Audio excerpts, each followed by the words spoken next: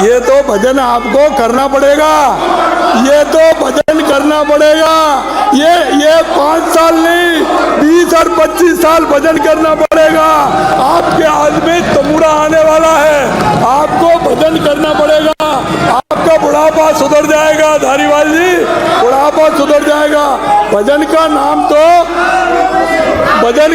तो आपको दिन में भी करना और रात में भी लेना पड़ेगा। आ जाइए, ये रात में भी लेना पड़ेगा इनको।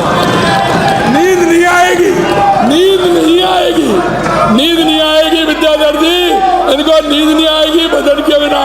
ये मैं दावे के साथ कह रहा हूँ। कई लोग उनका क्या होगा?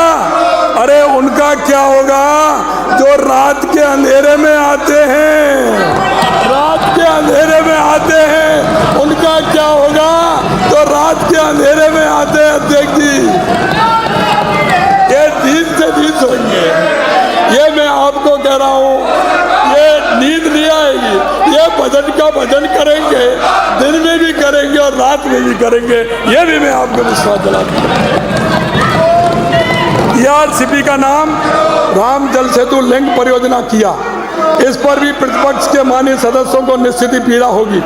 यह अपेक्षित भी है, क्योंकि जिस पार्टी ने सर्वोच्च न्यायालय में शपथ देकर भगवान श्री राम को काल्पनिक तक बताया, राम सेतु के इतिहास पर प्रश्न चिन्ह लगाए, उन्हें भगवान श्री राम के नाम वाली जीवनदायी परियोजना गले कैसे उतरेगी।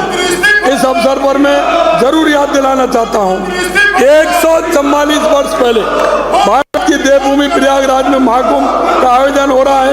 यशस्वी प्रधानमंत्री जी तथा प्रदेश के माननीय मुख्यमंत्री जी को मैं विकास के साथ साथ विरासत भी सुरक्षित ध्यान में रखना है। राजस्थान अब की बार पहली बार कुंभ में राजस्थान मंडपम बना, एक शानदार मंडपम बना है मेरे देश की, क्योंकि हमारे देश के यशस्वी प्रधानमंत्री नरेंद्र मोदी कहते हैं कि विकास भी और विकास के साथ विरासत भी, और हमारी संस्कृति और हमारी भाव और भावना। क्योंकि इनकी भाव और भावना तो देश की संस्कृति जिसमें से खाते हैं जीते हैं, उससे इनको कोई मतलब नहीं। इनकी तो संस्कृति एक परिवार में घुस गई है, एक परिवार में, सिर्फ एक परिवार की बात करते हैं।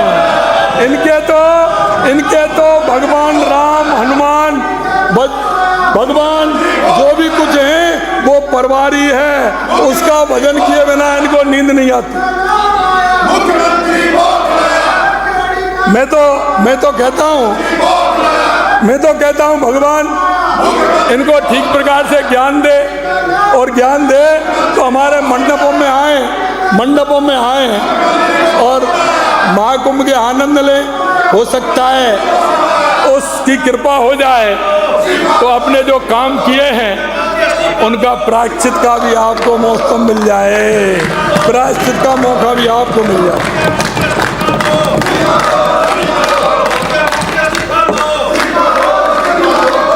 इस योजना दिसंबर 2024 में प्रधानमंत्री जी की मौजूदगी में जयपुर में राम सेतु जल संकल्प कलश कार्यक्रम में MOA एक्सचेंज किया गया। हमने पूर्व प्रस्तावित 3510 था अध्यक्ष जी, ERCP का 3510 था और वो हमारा प्रस्तावित था हमारा, उसमें कोई फैसला नहीं था। यहाँ के लोगों ने कहा 3510, मैंने कहा हाँ आपके यहाँ वायदा किया था, 3510 का वायदा किया था ऐसी विधानसभा के अंदर, इन्होंने 3510 का। मैं आपको कहना चाहता हूँ 4102 MCM जल प्राप्त किया है, 4102। मैं आपसे कहना चाहता इस पर विपक्ष के माननीय सदस्य बार बार MOA के बारे में चर्चा करते हैं, ये MOA के बारे में चर्चा करते हैं। मैं कहना चाहता हूँ MOA राज्य के जल साधन विभाग के साथ ही राष्ट्रीय जल विकास अभिकरण NWDA की वेबसाइट पर उपलब्ध है।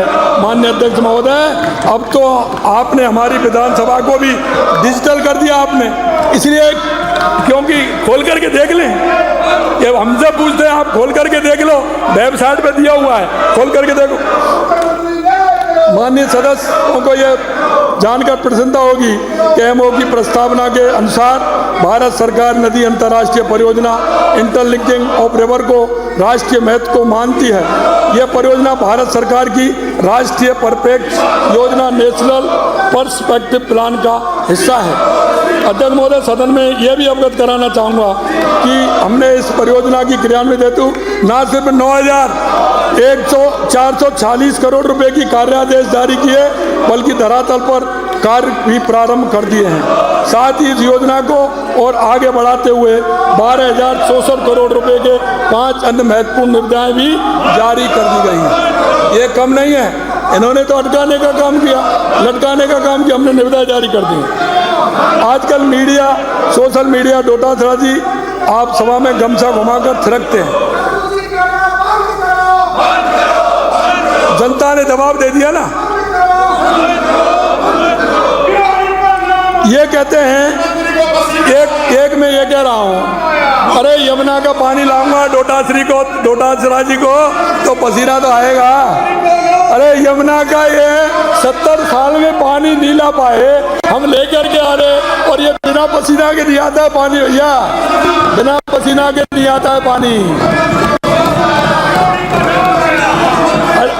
आपने देखा होगा हमारे डोटासरा जी हरियाणा में गए थे, हरियाणा में गए, लेकिन एक इनका भाग्य है, जहाँ ये जाते हैं, डोटासरा जी जहाँ जाते हैं, गमछा हिलाते हैं, हरवा के आ जाते हैं, हरवा के आ जाते हैं।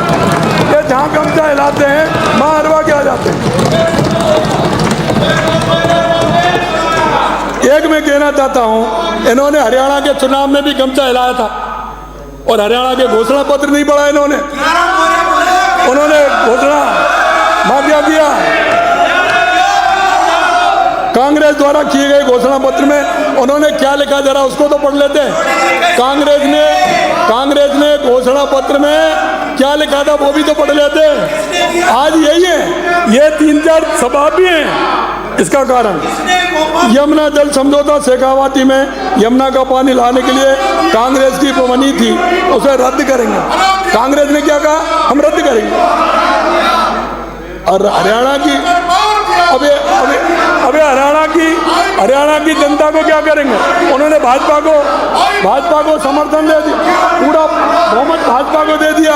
अब आप यमुना पानी को नहीं रोक पाओगे, ये भी राजस्थान की जनता को कह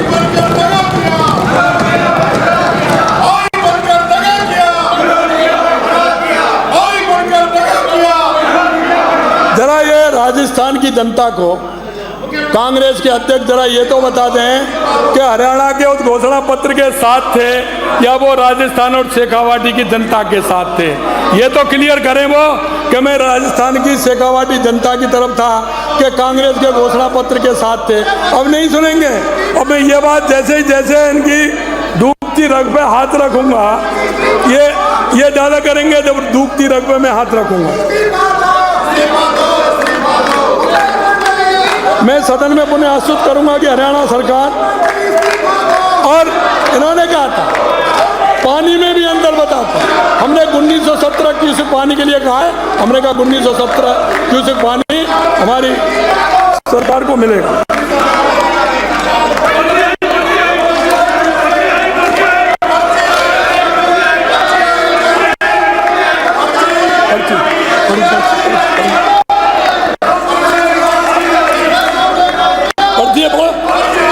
पढ़िए, आपको पढ़ाने के लिए बुलाइए, मैंने आपको पढ़ाने के लिए बुलाइए जिससे आईना दिख जाए।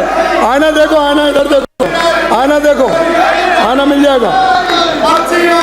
चाहे आप कितने भी नाराज रहे, आपकी पार्टी कितनी भी रुकावट पैदा कर ले, हम चूरू, सीकर, झुंझुनू के प्यासे कंठों को पानी, 1,05,000 हेक्टेयर प्यासी धरती को प्यास बुझाने का काम करेंगे, प्यास बुझाने का काम।